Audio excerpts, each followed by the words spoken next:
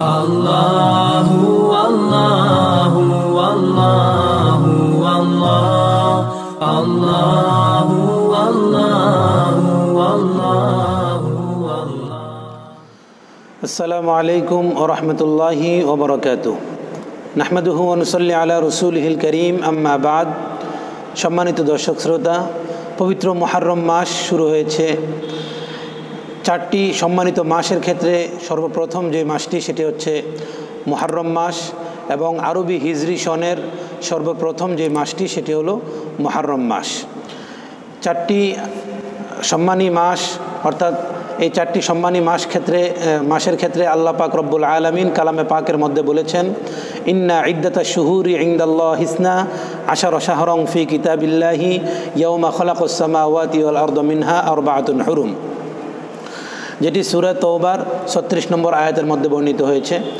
তো এই চারটি মাসের ক্ষেত্রে আল্লাহ পাক রব্বুল আলামিন বলেছেন যে এই চারটি মাস হচ্ছে সম্মানী এবং এই চারটি মাসের ক্ষেত্রে তোমরা কেউ কারো উপরে জুলুম করো না ফালা তাজলিমু ফিহিন্না আনফুসাকুম অর্থাৎ তোমরা এই 4 মাসের ক্ষেত্রে কেউ কারো উপর জুলুম অত্যাচার করো না।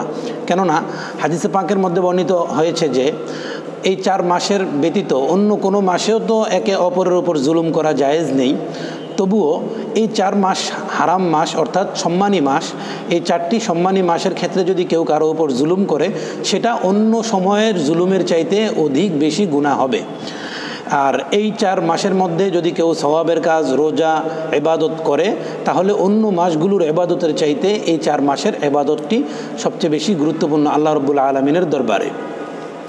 হাদিসের মধ্যে 4টি মাসের কথা বলা হয়েছে জিলকদ, জিলহজ, মুহররম এবং চতুর্থটি হচ্ছে জমাদুস সানি। এখন এই 4টি মাসের ক্ষেত্রে রসুল আকরাম সাল্লাল্লাহু আলাইহি ওয়াসাল্লাম থেকে 4 মাসের কথা বর্ণিত আছে এবং সাহাবায়ে কেরামের থেকেও বর্ণিত আছে। রাসূল সাল্লাল্লাহু আলাইহি ওয়াসাল্লাম আবু হুরায়রা রাদিয়াল্লাহু তাআলা আনহু রাসূল সাল্লাল্লাহু আলাইহি ওয়াসাল্লাম থেকে বর্ণনা করেছেন, তিনি বলেন যে আফদলুস সিয়ামি বা'দা রমাদানা শাহরুল্লাহিল মুহাররম অর্থাৎ সবচেয়ে উত্তম রোজা হচ্ছে রমজান মাসের পরে সবচেয়ে উত্তম রোজা হচ্ছে মুহররম মাসের রোজা।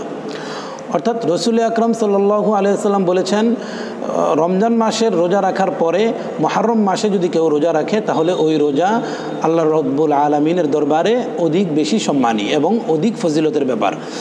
যদিও অন্যান্য হাদিসের মাধ্যমে বোঝা যায় এবং বর্ণিত হয়েছে যে রাসূল আকরাম সাল্লাল্লাহু আলাইহি ওয়াসাল্লাম রমজানের আগে শাবান মাসে নবীজি অধিক পরিমাণে রোজা রাখতেন, কিন্তু বিভিন্ন হাদিস বিশারদগণ ওনারা বলেছেন যে এই বর্ণনাটি এবং এই হুকুমটি নবীজির শেষ জীবনের শেষ দিকের এই বর্ণনাটি এসেছে, যার কারণে নবী সাল্লাল্লাহু আলাইহি ওয়াসাল্লাম উম্মতের প্রতি এই নির্দেশটা দিয়ে গিয়েছেন যে উম্মতরা যেন মুহররম মাসে বেশি বেশি রোজা রাখার চেষ্টা করে।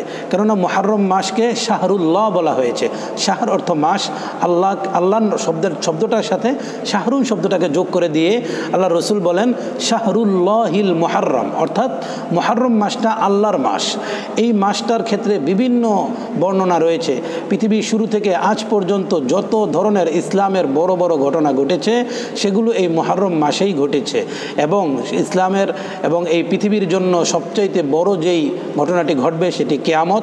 এই কিয়ামতটিও কিন্তু মুহররম মাসেই সংগঠিত হবে, যেটি হাদিসের মাধ্যমে বুঝে আসে।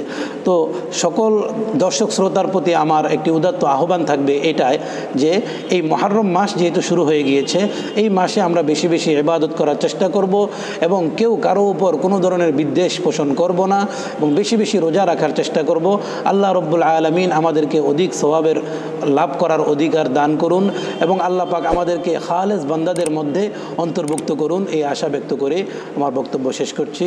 আখিরু দাওয়ানা আনিল হামদুলিল্লাহি রাব্বিল আলামিন।